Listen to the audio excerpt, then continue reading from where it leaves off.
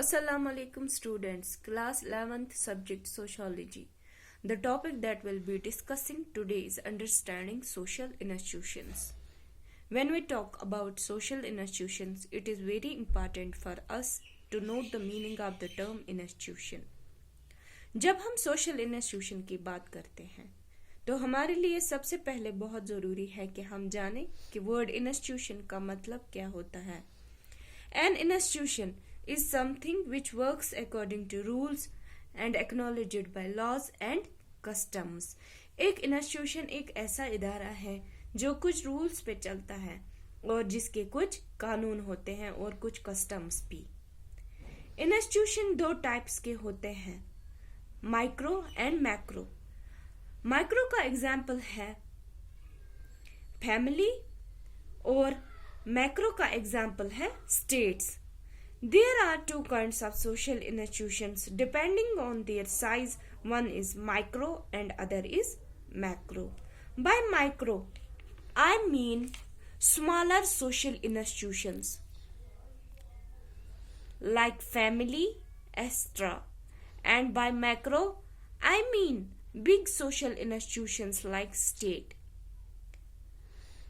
There are two kinds of views about social institutions. One is the functionalist view and other is the conflict view. There are 2 points of views that talk about the social institutions.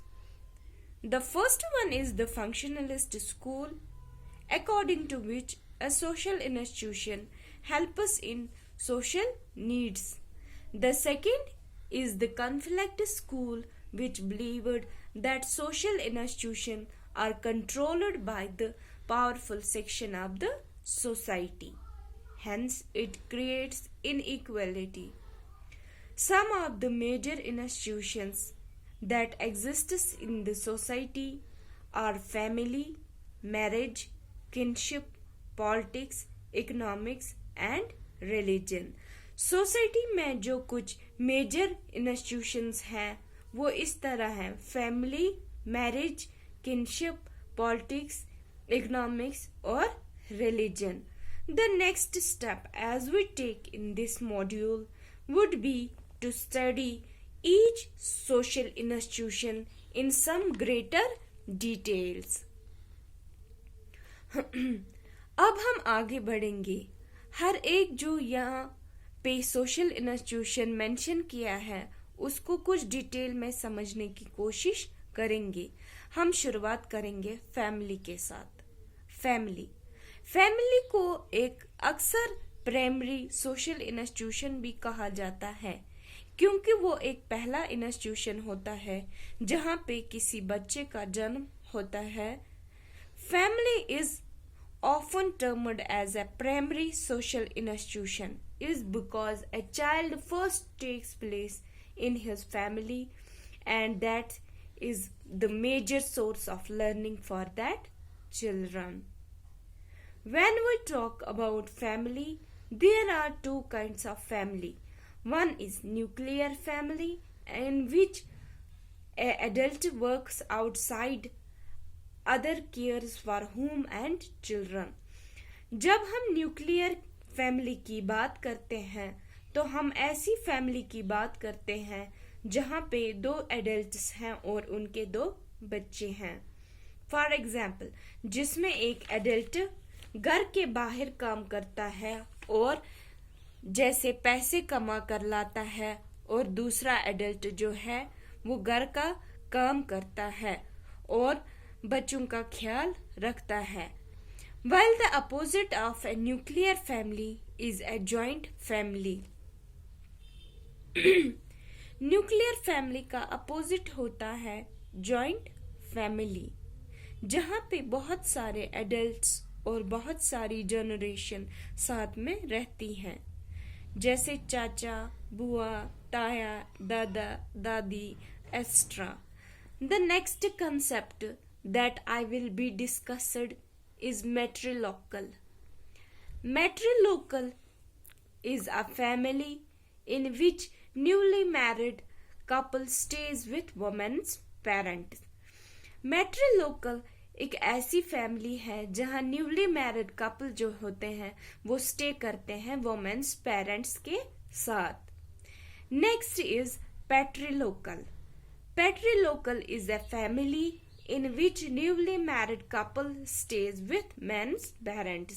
पैट्रिलोकल एक ऐसी family है जहां पे newly married couple जो होता है वो stay करता है मेंस पेरेंट्स के साथ। Next we talk about patriarchal. Patriarchy. Patriarchy is a family in which man exercises authority and dominance, in which man has the main decision making power। Patriarchy एक ऐसी फैमिली है जहां पे man जो होता है वो एक्सरसाइज करता है अपनी अथॉरिटी और रूल करता है अपने घर में। सब कुछ फैसले जो होते हैं, घर के फैसले जो होते हैं वो मैन के अंडर ही होते हैं। मैट्रियार्की।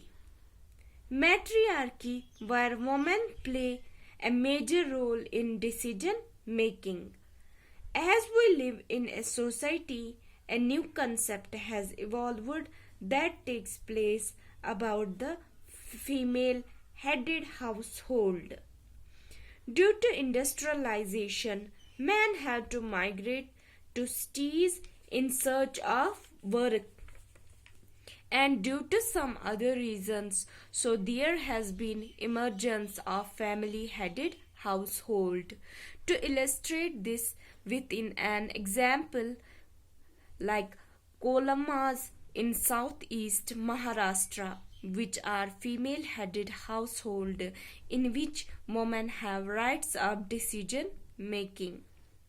हम सब जानते हैं कि जैसे जैसे सोसाइटी इवॉल्व हो रही है तब दोनों आदमी और औरत को काम करने की ज़रूरत है, क्योंकि दिन ब दिन खर्चात भी बढ़ रहे हैं और खासकर इंडस्ट्रियलाइजेशन के आने के बाद से ऐसा हुआ है कि आदमियों को गांव से शहर की तरफ माइग्रेट करना पड़ता है, जिसने फीमेल हेडेड हाउस होल्ड को बहुत ज़्यादा बढ़ावा दिया है, जिसमें एक औरत को बहुत से राइट्स होते हैं डिसीजन मेकिंग के, जो एक डिफिकल्ट पैट्रियार्कल फैमिली में नहीं होता है। मुझे लगता है बच्चों आज के लिए इतना काफ़ी है।